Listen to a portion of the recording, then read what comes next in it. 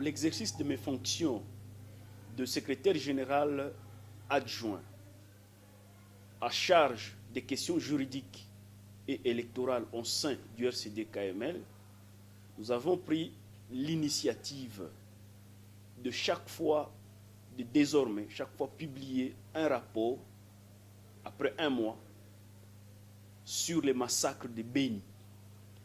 Mais pour aujourd'hui, nous publions le premier rapport qui porte sur 64 jours.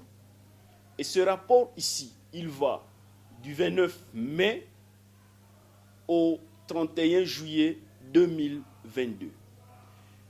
Durant cette période, qu'est-ce que nous avons constaté? Nous avons constaté qu'il y a eu 34 incursions et qu'il y a eu 15 embuscades de présumés ADF entre guillemets.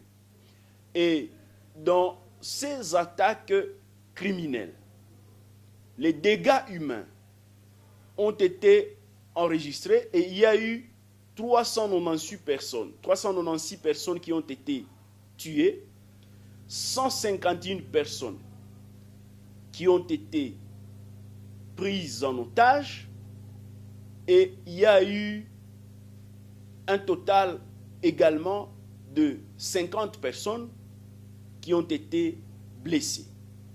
Et donc, il y a eu 498 personnes qui ont été directement victimes de ces incursions, de ces embuscades des criminels prétendument appelés ADF.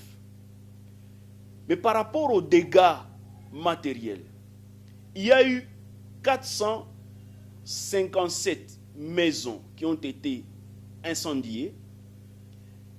Il y a aussi eu 29 motos qui ont été brûlées et 12 véhicules qui ont été également brûlés.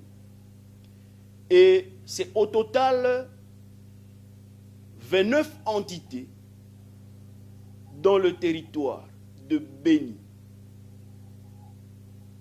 dans le territoire d'Irumu et dans le territoire de Mambasa, mais également la ville de Béni a été touchée, qui ont été touchées. Donc 29 entités au total ont été touchées par ces attaques, par ces incursions et ces embuscades des criminels prétendument appelés ADF.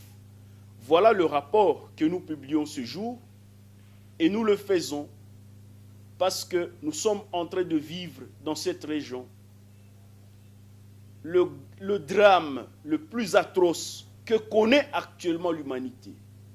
Parce qu'il n'y a aucun endroit actuellement au monde où des personnes humaines sont égorgées comme des animaux à l'arme blanche.